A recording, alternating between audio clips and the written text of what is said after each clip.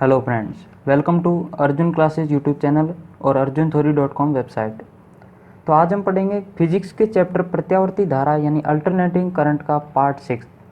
ठीक है, इसके अन्य पार्ट देखने के लिए आप हमारे यूट्यूब चैनल अर्जुन क्लासेज या हमारी वेबसाइट arjuntheory.com पे विजिट कर सकते हैं। तो इससे पहले हमने प्रत्यावर्ती धारा यानी अल्टरनेटिंग करंट या AC जिसे बोलते हैं, इसके बेसिक पढ़ लिए थे, यानी कि 5 पार्ट पढ़ लिए थे। ठीक है, तो AC का बेसिक में 6th पार्ट है, ये लास्ट है बेसिक का। इसके बाद अपन डेरिवेशन स्टार्ट करेंगे जो कि बोर्ड के लिए इम्पोर्टेंट रहेंगे। ठीक है, तो आज का हमारा टॉपिक है प्रत्यावर्ती धारा या वोल्टेज से संबंधित परिभाषाएं। ठीक है, ये कुछ परिभाषाएं हैं जो पूरे चैप्टर में आगे काम आने वाली है। ठीक है, तो सबसे पहले स्टार्ट करते हैं पहली परिभाषा से। पहली परिभाषा है आवर्तकाल या टाइम पीरियड। ठीक है, लगभग आप सब जानते ही होंगे आवर्तकाल या टाइम पीरियड क्या होता है, क्योंकि छोटी क्लासों में भी ये आ जाता है। ठीक है, तो प्रत्यावर्ती धारा के एक संपूर्ण चक्र में लगा समय आवर्तकाल कहलाता है। ठीक है, मैं एक एग्जांपल लेता हूँ, उससे समझाने की कोशिश करता हूँ कि आवर्तकाल क्या होता है। ठीक है, जैसे मैंने शुरू में आपको बताया कि अपन एक AC या प्रत्यावर्ती धारा मानते हैं साइन की फॉर्म में। ठीक है, ऐसे।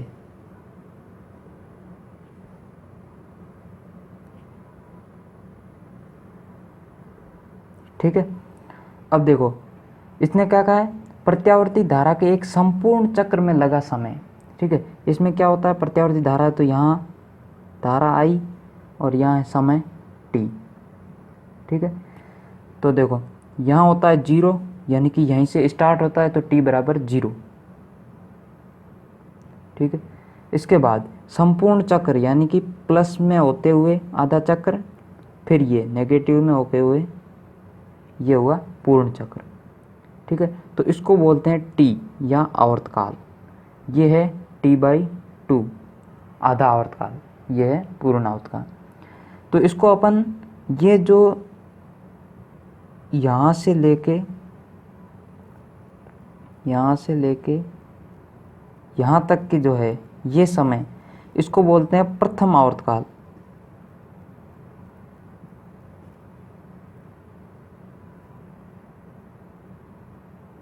ठीक है, आवर्तकाल तो नॉर्मली बोलेंगे क्योंकि ये पहला आवर्तकाल है यानी पहला चक्र है, तो इसको प्रथम आवर्तकाल भी बोल देते हैं कभी कभी। अब इससे आगे एक चक्र और होगा, उसको भी बोलेंगे आवर्तकाल। अगर आपको बोलना है तो उसको द्वितीय आवर्तकाल बोल सकते हैं।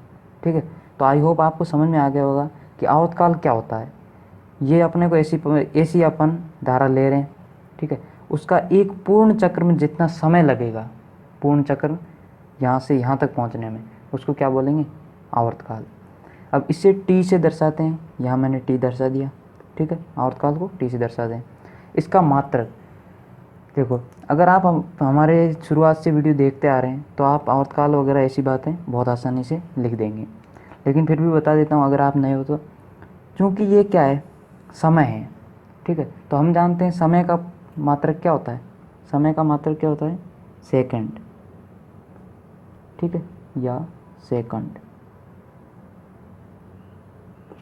ठीक है, आवर्तकाल हो पर है तो क्या, समय ही है ना। अब देखो सदिश है या अदिश, ये भी आपको पता होगा अगर आप हमारे वीडियोस देखते हैं। सदिश या अदिश, सदिश वो होते हैं जिनका परिमाण व दिशा दोनों होते हैं, लेकिन अदिश वो होते हैं जिनका सिर्फ परिमाण होता है। तो समय का सिर्फ परिमाण होता है, कोई दिशा नहीं होती, इसलिए ये क्या है, अदिश। आवर्तकाल एक अदिश राशि है। ठीक है, ये कहीं कॉम्पिटिटिव एग्जाम में आपको पूछ सकते हैं। तो आई होप आपको आवर्तकाल क्या होता है और इसके बारे में इंफॉर्मेशन पता लग गई होगी। नेक्स्ट अपन देखते हैं आवृत्ति या फ्रीक्वेंसी। ठीक है, प्रत्यावर्ती धारा द्वारा 1 सेकंड में पूर्ण किए गए चक्रों की संख्या, ठीक है, उसकी आवृत्ति कहलाती है। यहाँ अपन ने देखा कि एक चक्र कितने समय में प्राप्त कर लेता, वो उसका आवर्तकाल होता है। अब अपन देखेंगे कि 1 सेकंड में, समय अपन ने ले लिया पहले से कि 1 सेकंड है, उसमें कितने चक्र लगा लेती है कोई धारा। ठीक है, उसको अपन क्या बोलेंगे, उस धारा की फ्रीक्वेंसी या आवृत्ति। ठीक है, तो आवृत्ति को F से प्रदर्शित करते हैं, फ्रीक्वेंसी पहला अक्षर ले लिया F। ठीक है, सूत्र फ्रीक्वेंसी देखो, जो अपन ने आवर्तकाल पढ़ा ना, इसका व्युत्क्रम होता है। व्युत्क्रम मतलब देखो F is equal to 1/t या आवर्ती इज इक्वल टू 1/, आवर्तकाल या टाइम पीरियड। ये फॉर्मूला आपको याद रखना है।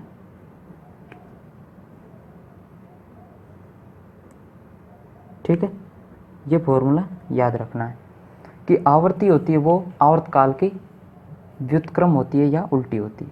ठीक है, तो इसका मात्रक क्या होगा, इसकी उल्टी है समय की यानी आवर्तकाल की, तो इसका मात्रक f इज इक्वल टू 1/, इसका क्या था सेकंड समय का, तो ये क्या होगा ऊपर चल जाएगा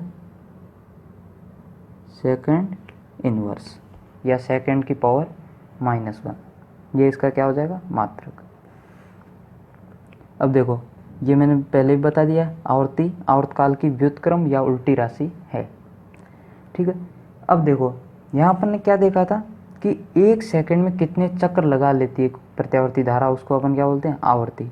अब ये अलग अलग देशों में अलग अलग होती है। जैसे अपने जो धारा आती है यानी कि जो इलेक्ट्रिसिटी सप्लाई आती है उसकी आवृत्ति अपन देखें अगर, तो भारत में वो 50 हर्ट्ज़ है, इसको हर्ट्ज़ में नापा जाता है। सेकंड इनवर्स को क्या बोलते हैं हर्ट्ज़ भी बोलते हैं। ठीक है, तो इसको ये 50 यानी कि 50 चक्र प्रति सेकंड, 1 सेकंड में वो 50 पूरे चक्र कर लेती है। ठीक है, और ये अलग अलग देशों में अलग होती है। जैसे यूएसए में 60 है, इंडिया में 50 है, कोई दूसरे देशों में हो सकता है और कुछ हो। ठीक है, तो ये आपको समझ में आ जाना चाहिए। अब नेक्स्ट अपन देखते हैं शिखर मान या आयाम, प्रत्यावर्ती धारा का शिखर मान या आयाम। ठीक है, देखो शिखर मान को बोलते हैं पीक वैल्यू और आयाम को बोलते हैं एम्पलीट्यूड। ठीक है, प्रत्यावर्ती धारा या विभव अपने माध्य मान से एक और जितना अधिकतम मान प्राप्त करते हैं विभव या धारा का शिखर मान या आयाम कहलाता है। देखो इसने क्या कहा है कि प्रत्यावर्ती धारा या विभव अपने माध्य मान से, ये होता है प्रत्यावर्ती धारा या विभव का माध्य मान यानी कि 0। ये मैंने पहले लेक्चर या शायद दूसरे लेक्चर में बताया था कि इनका माध्य मान कितना होता है, प्रूव करके भी दिखाया था। तो इनका माध्य मान क्या होता है 0। तो ये है 0 line, x is equal to 0 यानी कि t इज इक्वल टू 0, ये है इसका माध्य मान। ठीक है, माध्य मान से ये एक तरफ जितना अधिकतम मान प्राप्त करता है वो उसकी क्या होता है आयाम। जैसे ये माध्य मान ये था, इससे एक तरफ ऊपर की तरफ अधिकतम मान कितना प्राप्त कर रही है v0 या I0। अगर विभव है तो v0, धारा है तो I0। ठीक है, तो ये इसका क्या होता है शिखर मान। वर्ड से ही समझ में आ जाना चाहिए, शिखर यानी अधिकतम। ठीक है, मैक्सिमम मान जितना प्राप्त कर रहा है एक तरफ, यानी कि आपको या तो ये इतना नापना है, एक तरफ का मतलब समझा देता हूँ आपको, या तो इतना नापना है या ये इतना नापना है, दोनों को एक साथ नहीं नापना। किसी एक तरफ का जो मैक्सिमम मान होता है वो होता है आयाम या शिखर मान। ठीक है, इसे v0 या I0 से प्रदर्शित करते हैं। अगर विभव का शिखर मान पूछा हो तो v0 से और धारा का हो तो I0 से। मात्रक क्या होगा, अगर विभव का है तो वोल्ट और धारा का है तो क्या होगा एम्पियर। अब इसका अपन फॉर्मूला भी देख लेते हैं। देखो RMS, जैसे अपने पास VRMS और IRMS है। ठीक है, जो अपने पास सप्लाई आती है उसमें जो वोल्टेज होता है वो होता है VRMS और धारा होती है वो IRMS। अब उनसे अपने को क्या निकालना है शिखर मान या आयाम अगर निकालना हो तो वो होगा V0 is equal to VRMS into √2, यानी कि ये RMS वैल्यू का √2 गुणा होता है। और अगर धारा निकालनी है तो I0 is equal to IRMS into √2, धारा भी इसकी √2 गुना होती है। ये फॉर्मूले आपको याद रखने हैं। ठीक है, हालांकि ये मैं पहले अच्छे से पूरा प्रूव करके भी दिखा चुका हूँ, तो आपको याद ही होगा। नेक्स्ट देखते हैं कला या फेज। प्रत्यावर्ती धारा के तात्कालिक मान में ज्या या साइन या कोज्या या कोस, ज्या मतलब हिंदी में साइन को ज्या बोलते हैं, कोज्या मतलब कोस के कोण या आर्ग्यूमेंट को प्रत्यावर्ती धारा की कला कहते हैं। जैसे मैं एग्जांपल लूँ धारा का, I is equal to I not sine omega t plus theta. ठीक है, ये अगर अपन शुरू से मानते आ रहे हैं प्रत्यावर्ती धारा, तो मैंने यहाँ भी ले ली एग्जांपल। तो इसमें ये साइन और कॉस के जो कोण होता है ना, इसको क्या बोलते हैं, कला। ठीक है, ये आगे काम आएगा, आगे मैं और डिटेल में बता दूंगा जहाँ काम आएगा। आप अब तक तो आप इतना ध्यान रखो कि ये जो कोण होता है साइन और कॉस में, उसको क्या बोलते हैं, कला। फिर लास्ट है कोणीय आवृत्ति या एंगुलर फ्रीक्वेंसी, इसे ओमेगा से प्रदर्शित करते हैं। आवर्ती, इसमें अपन क्या ध्यान रखना है, एक तो ये ओमेगा से प्रदर्शित करते हैं, फिर कोणीय आवर्ती और रेखीय आवर्ती में संबंध, और कोणीय आवर्ती और आवर्तकाल में संबंध। इजी सा है, अभी बता देता हूँ मैं। देखो omega is equal to 2 f, ये होता है जहाँ एफ क्या है, जो मैंने अभी बताया आपको, आवर्ती, वो आवर्ती है एफ। तो ये होता है रिलेशन, आपको याद रखना है, omega is equal to 2 f, यानी जो कोणीय आवृत्ति होती है वो रेखीय आवृत्ति की 2 गुणा होती है। ये अगर याद रखोगे तो ये अपने आप अभी मैं निकालना सिखा दूंगा। ठीक है, तो अब नेक्स्ट क्या है, कोणीय आवृत्ति तथा आवर्तकाल में संबंध। तो अपने को पता है एक चीज़ कि f is equal to 1/t, ये बात मैंने अभी बताई। तो इसका f की जगह इसको रख देता हूँ मैं, तो omega is equal to 2 t। तो ये आ गया दूसरा रिजल्ट। अगर आपको पहला रिजल्ट याद है तो ये आप निकाल सकते हैं। ठीक है, यहाँ से अगर आवर्तकाल निकालना है तो t को इधर भेज दो और ओमेगा को उधर भेज दो, 2 ओमेगा आ जाएगा। तो यहाँ से आवर्तकाल आ गया। यानी कि आपको तो सिर्फ ये रिजल्ट याद रखना है, और ये तो शुरू में याद कर ही लिया होगा, तो यहाँ से ये सब रिजल्ट आपको प्राप्त हो जाएंगे। ठीक है, अब अपन देखते हैं न्यूमेरिकल।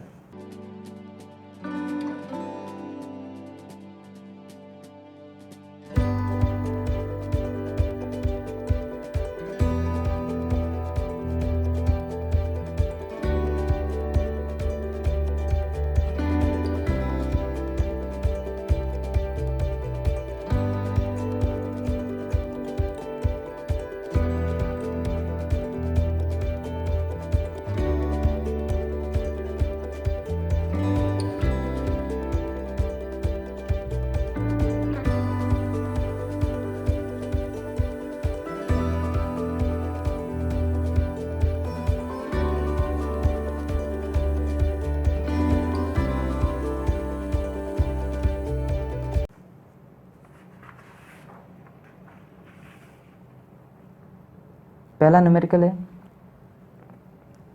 यदि एसी परिपथ में धारा निम्न समीकरण से प्रदर्शित की जाए जहां t सेकंड में तथा I एम्पियर में है, तब गणना कीजिए। यानी कि आपको एक समीकरण दे रखी है जिसमें t और I, ये देखो I है जो क्या एम्पियर में है, और यहाँ जो t दे रखा है ये क्या है, सेकंड में। तो आपको जो जो नीचे पूछा है, ये पहला ये, दूसरा ये और तीसरा ये आपको निकालना है। ठीक है, तो सबसे पहला क्या है, धारा का शिखर मान या आरएमएच मान, यानी सॉरी शिखर मान भी निकालना है और आरएमएच मान भी निकालना है। तो देखो अपन शुरू से पढ़ते आ रहे हैं कि I is equal to I not sine omega t, ठीक है, और प्लस माइनस थीटा, यानी कि ये प्लस भी हो सकता है और माइनस भी हो सकता है। ठीक है, ये अपन शुरू से पढ़ते आ रहे हैं। अगर आपने नहीं पढ़ा हो तो आपने ये तो ज़रूर पढ़ा होगा, I is equal to I not sine omega t, इतना। ठीक है, नॉर्मली कैलकुलेशन में अपन यही लेते हैं, लेकिन प्लस माइनस थीटा भी होता है। ठीक है, तो यहाँ मैंने, क्योंकि यहाँ प्लस माइनस ये थीटा कुछ दे रखा है इसलिए मैंने ये लिख दिया। ठीक है, अब ये अपने क्या है, अपन एसी में पढ़ते हैं, एसी को ये मानते हैं। अब एसी की समीकरण दे रखी है, इसको और इसको कंपैरिजन करते हुए अपने को क्या निकाल लेना है, ये जो नीचे सब कुछ पूछा है। ठीक है, तो पहला पूछा है धारा का शिखर मान। ठीक है, तो अपने को पता है ये आई नॉट होता है, ये क्या होता है, दी गई समीकरण का शिखर मान होता है। ठीक है, तो यहाँ कंपैरिजन करते हैं, सॉरी 1 मिनट। ठीक है, इसका कंपैरिजन करते हैं। तो ये आई नॉट की जगह 5 है, फिर साइन की जगह साइन, ओमेगा की जगह 300, टी की जगह टी प्लस माइनस थीटा की जगह π/4। ठीक है, तो यहाँ से एक बात अपने को दिख गई कि I naught is equal to 5। अब इसका मात्रक मैंने अभी बताया, अगर धारा हो तो इसका मात्रक एम्पियर होगा, तो एम्पियर। तो ये क्या हो गया, शिखर मान, धारा का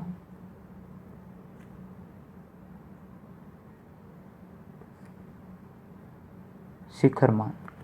ठीक है, पहला हो गया धारा का शिखर मान, या जिसे अपन आयाम भी बोलते हैं। फिर पूछा आरएमएस मान। एक बात अपने को पता है, अभी अपन ने देखी कि I naught is equal to I R M S into √2, यानी कि I naught I R M S का √2 गुना होता है, √2 को भाग में भेज दो, I R M S is equal to I nought by √2, यानी कि आई नॉट क्या आया 5/√2 एम्पियर। ठीक है, तो ये क्या हो गया, धारा का आरएमएस मान। नेक्स्ट पूछा है एसी धारा की आवृत्ति। ठीक है, तो देखो यहाँ से अपना देखते हैं, तो कोणीय आवृत्ति अपने को दे रखी है ओमेगा टी। कोणीय आवृत्ति अपने देखा ओमेगा होती है, तो यहाँ अपन को जो दे रखा वो लिख देते हैं, ओमेगा इज इक्वल टू 300। ठीक है, यूनिट जो भी है आप निकाल सकते हैं यूनिट। ठीक है, ये अपने को दे रखी है ओमेगा, निकालनी क्या है, आवृत्ति। आवृत्ति पूछा है, मतलब रेखीय आवृत्ति पूछी है। अगर कोणीय आवृत्ति होती तो यही आंसर हो जाता। ठीक है, लेकिन पूछा क्या है, आवृत्ति, या जिसे बोलते हैं रेखीय आवृत्ति। तो अपन जानते हैं omega is equal to 2πf, जहाँ एफ ये क्या है, आवृत्ति। तो ये अपने को निकालनी है, तो 2π का भाग दे देते हैं, f is equal to omega upon 2π। तो ओमेगा की वैल्यू दे रखी है 300 अपॉन 2π। ठीक है, is equal to 150/π, second inverse या हर्ट्स। आवृत्ति को किस में नापते हैं, हर्ट्स में। नेक्स्ट पूछा है औसत धारा। ठीक है, औसत धारा, ये आपको पीछे का रिजल्ट याद होना चाहिए, मैंने जब औसत धारा पढ़ाई थी। ठीक है, औसत धारा का पूरा एक अलग से चैप्टर लेक्चर बना रखा है। तो औसत धारा जो मैंने आपको पढ़ाई तब मैंने बताया था कि औसत धारा अधिकतम धारा की 2/π गुणा होती है, यानी कि 2/π इंटू आई नॉट। तो यहाँ से औसत धारा आ जाएगी 2/π, और आई नॉट की वैल्यू आई थी 5। ठीक है, तो ये हो जाएगी एम्पियर में, जो भी इसको सॉल्व करोगे तो ये क्या आ जाएगी, औसत धारा। ठीक है, तो ये हो गया फर्स्ट न्यूमेरिकल कंप्लीट। अब देखते हैं नेक्स्ट न्यूमेरिकल। न्यूमेरिकल मैं ज़्यादा इसलिए करवा रहा हूँ ताकि आपको हर चीज़ कंप्लीट अच्छे से समझ में आए, ताकि आप कॉम्पिटिटिव एग्ज़ाम में भी कोई दूसरी चीज़ पढ़ने की ज़रूरत ना पड़े, बोर्ड तो हो ही जाएगा। ठीक है, नेक्स्ट देखते हैं 75 हर्ट्ज आवृत्ति वाली प्रत्यावर्ती धारा का समीकरण ज्ञात कीजिए यदि उसका वर्ग माध्य मूल मान ये हो। अब देखो, इससे पहले अपन ने क्या किया था, समीकरण दे रखी थी और कुछ चीज़ें पूछी थी। अब यहाँ क्या है, आवृत्ति और धारा दे रखी है, पूछा क्या है, समीकरण पूछी है। ठीक है, तो इसमें भी अपन बेसिक से चलेंगे। बेसिक क्या है अपने पास, अपन समीकरण जानते हैं, या मैं लिख देता हूँ माना